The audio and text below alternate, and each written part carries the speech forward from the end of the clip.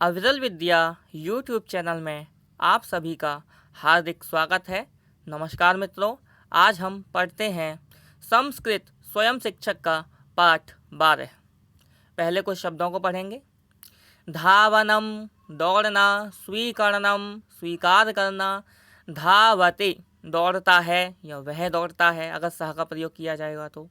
धावसे तू दौड़ता है, धावामी दौड़ता हूँ, इच्छया इच्छा से, अंतरिक्षे आकाश में अंतरिक्ष में, नगरे नगर में या शहर में, शीतम ठंडा, रचनम रचना, भ्रमणम घूमना, पश्यसि तू देखता है, पश्यामि मैं देखता हूँ, धूम्रयानेन रेलगाड़ी से, बुभुक्षा भूख, पिपासा प्यास, उष्णम गरम। ठीक है, यहाँ पर पश्य धातु के दो ही रूप दिए हैं, पश्यसि और पश्यामि। और अगर प्रथम पुरुष एक वचन में होता तो क्या होता? पश्यति देखता है, सह पश्यति वह देखता है। ठीक है, आइए वाक्यों की तरफ ध्यान देते हैं। सह इच्छया स्वीकरिष्यति वह इच्छा से स्वीकार करेगा।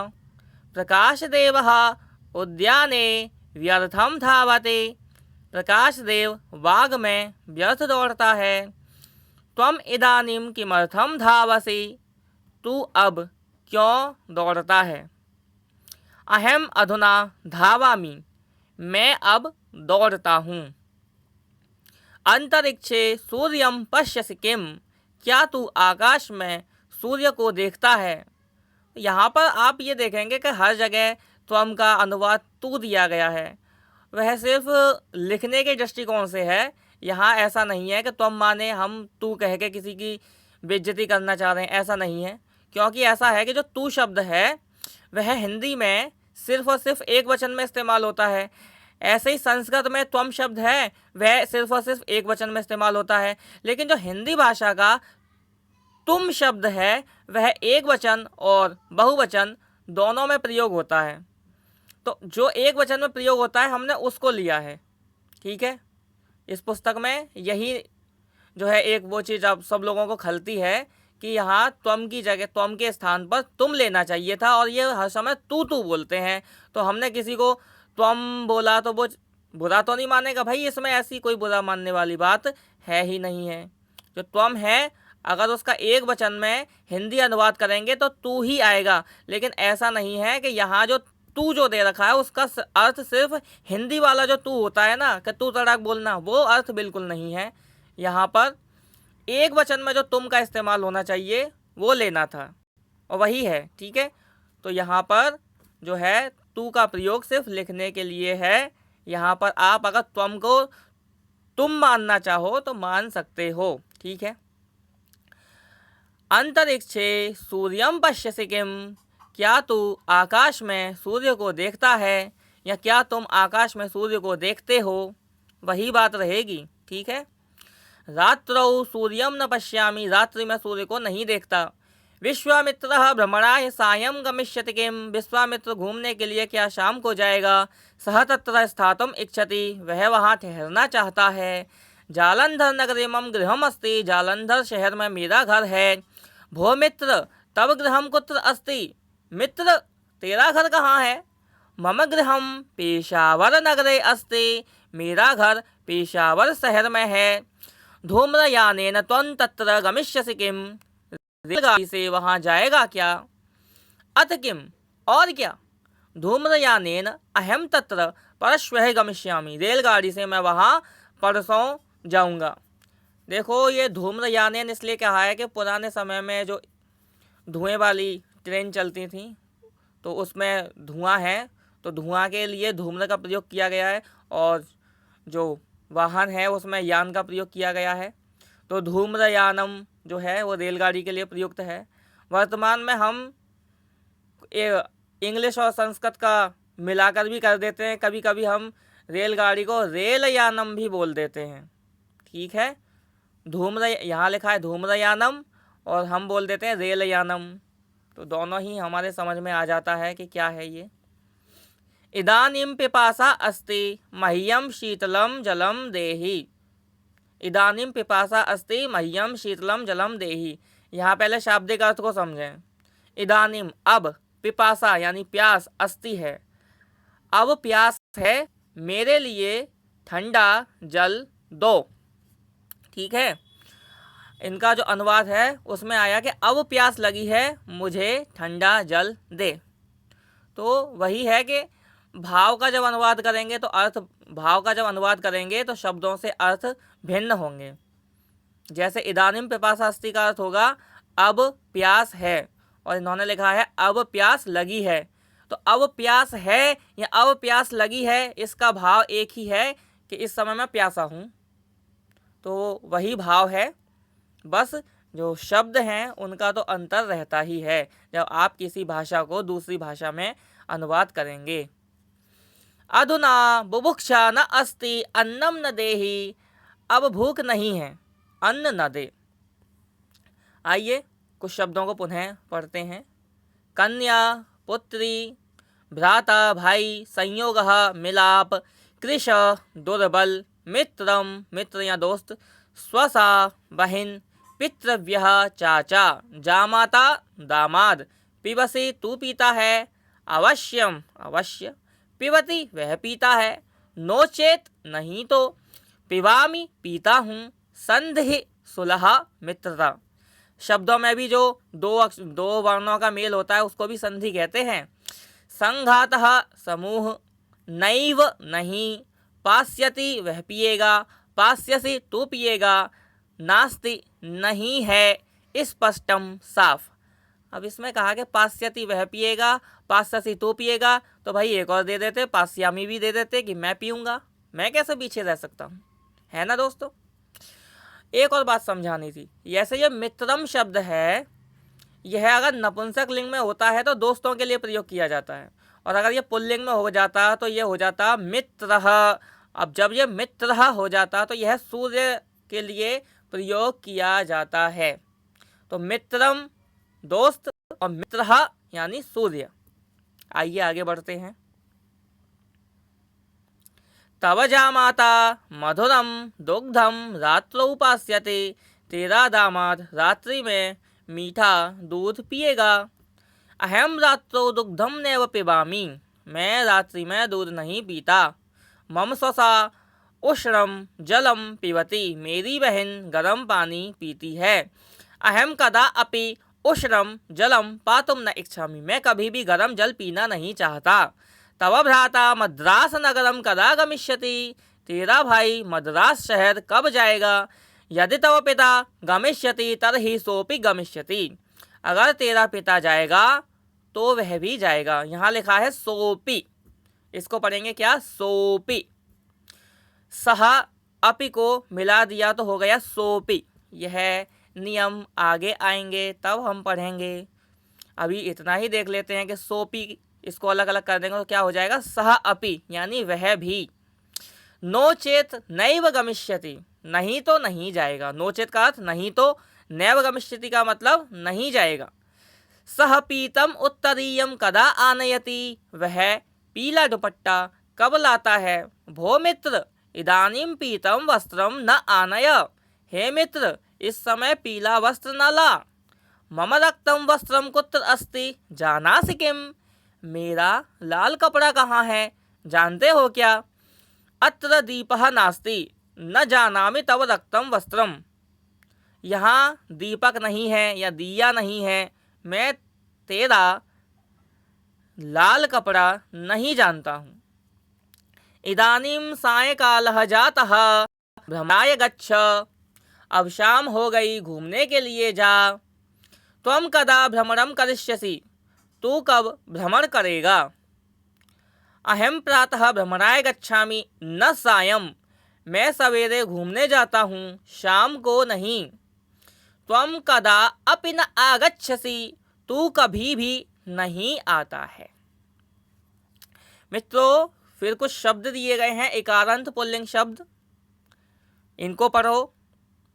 इनको पढ़ने के बाद में शब्दों के रूप बनाने के नियम दिए गए हैं, ठीक है, तो आप इनको पढ़ लें अच्छी तरीके से। भूपतिः राजा, ऋषिः ऋषि, क्षेत्रपतिः खेत का मालिक, नृपतिः राजा, प्राणपतिः प्राणों का स्वामी, प्रजापतिः ईश्वर या राजा, मारुतिः हनुमान, सुमतिः उत्तम बुद्धि वाला, यतिः तपस्वी, मुरारिः विष्णु, सेनापतिः जो फौज का बड़ा अफसर होता है, सेना का स्वामी सेनापति, बहेनिः आग, मुनिः तपस्वी, दुर्मतिः बुरी बुद्धि वाला, राशिः ढेर, विधिः देव ब्रह्मा या ईश्वर, विधि यानी भाग्य या ब्रह्मा या ईश्वर, वाल्मीकि रामायण के लेखक का नाम, वाल्मीकि वो थोड़ा ब निकल गया, शुद्ध है वाल्मीकि रामायण के लेखक का नाम। अब इन्होंने दिया है कि ये जो सब शब्द हैं वह पूर्वोक्त रवि शब्द के समान ही चलते हैं। नमूने के लिए नृपति और मुनि शब्द के रूप दे देते हैं। देखो नृपति ये जो शब्द है उसमें क्या है, पहले विसर्ग है, दूसरे में हलंत मा, फिर तीसरे में ना। अब ये न का ण कब होता है यह हम एक वीडियो में बता चुके हैं। संस्कृत स्वयं शिक्षक की वीडियो है 11.1, उसमें यह हम नियम समझा चुके हैं संक्षेप में। ठीक है, अब देखो ये रूप बने कैसे कि देखो पहले तो विसर्ग लगाइए शब्द में तो पहला विभक्ति का रूप बन गया, हलंत मा लगाने से द्वितीया का बन गया, ना लगाने से तृतीया का बन गया। 3 रूप तो आसानी से बन जाते हैं। और फिर क्या करना है, चतुर्थी से लेके सप्तमी तक एक काम करेंगे पहले कि इनसे पहले तो मात्रा हटाइए अंतिम वाली। तो भूपति पर से पहले मात्रा हटा दी या नृपति पर से मात्रा हटा दी तो क्या बचा नृपत, क्या बचा नृपत। अब आप इसमें ये जोड़ दो तो हो जाएगा नृपत ये, तो ये क्या हो गया चतुर्थी विभक्ति। ऐसे ही नृपत शब्द रहा, जब मात्रा हटा दी तो क्या बचा नृपत। अब आप इसमें ए और विसर्ग जोड़ दो तो क्या हो जाएगा नृपतेः, नृपतेः। तो नृपतेः हो गया, तो इसमें क्या हुआ पंचमी और षष्ठी विभक्ति के रूप बन गए। अंत में क्या बचा सप्तमी विभक्ति का रूप, उसमें क्या हुआ नृपत, यानी जब मात्रा हटाकर शब्द बचा तो क्या बचा था नृपत, नृपत। अब आप उसमें अ जोड़ दिए तो क्या हो गया नृपतौ, क्या हो गया नृपतौ। ऐसे ही मुनिः मुनिम मुनिना, अब मुनि शब्द पर से मात्रा हटाई तो क्या बचा मुन। जो मात्रा हटाने की बात कह रहा हूँ मैं, अंतिम जो अक्षर है उस पर से मात्रा हटाने की बात कह रहा हूँ।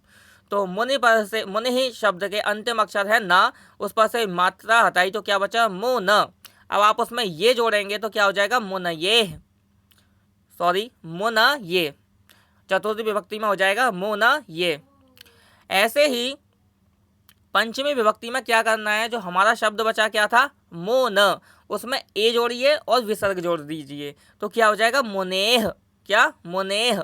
उसी प्रकार षष्ठी विभक्ति में मुनेह और अंत में सप्तमी विभक्ति आती है। इसमें क्या करना है, जो मुन शब्द है हमारा जो बचा हुआ है मात्रा हटाकर उसमें अ जोड़ दीजिए तो बन जाएगा मुनौ, क्या हो जाएगा मुनौ। इसके जो अर्थ है वो सब आप देख ही सकते हैं क्या अर्थ हैं।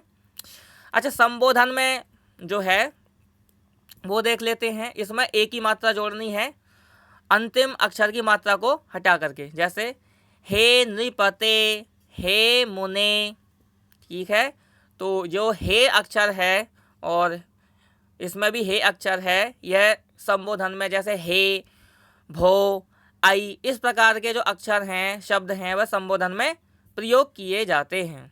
ठीक है, आइए आगे बढ़ते हैं, इन वाक्यों के अर्थ पढ़ लेते हैं। ठीक है, किम क्षेत्रपतिना तव उत्तरीयम न दत्तम, क्या क्षेत्रपति ने यानी क्षेत्र के स्वामी ने, खेत के स्वामी ने तेरा दुपट्टा नहीं दिया। तस्य गृहे अद्य यतिः आगतः, उसके घर आज यति आया। दुर्मतिना सह मित्रवतां न कुरु, यानी जिसकी मति दुष्ट है, दुष्ट वाली है, यानी दुर्मति है, यानी जो दुष्ट है, बुरी बुद्धि वाला है, उसके साथ दोस्ती मत करो। सुमतिनासः मित्रताम कुरु, जिसकी मति अच्छी है उसके साथ में मित्रता करो। सेनापति ही सैन्यम पश्यति, सेनापति सेना को देखता है। पश्य कथम सह मुनिना सह गच्छति, देख कैसे वह मुनि के साथ जाता है। वाल्मीकिना रामायणम रचितम, वाल्मीकिना रामायणम रचितम, वाल्मीकि ने रामायण की रचना की या वाल्मीकि द्वारा रामायण की रचना की गई। रामायणे रामचंद्रस्य चरितम् अस्ति, रामायण में रामचंद्र जी का चरित्र है। तव बंधु रात्रौ एव उष्णम जलम पिबति, तव बंधु तेरा बंधु या तेरा रिश्तेदार या तेरा संबंधी रात्रि में गरम जल पीता है। उष्णम जलम तस्मै इदानीम एव देहि, गरम जल उसको अभी दे। अत्र रक्तम दीपम शीघ्रम आनय, यहाँ लाल दीपक, शीघ्रम यानी जल्दी, आनय मतलब ले आ, यहाँ लाल दीपक जल्दी ले आ। नृपति ही अद्य भ्रमणाय गमिष्यति, राजा आज घूमने के लिए जाएगा।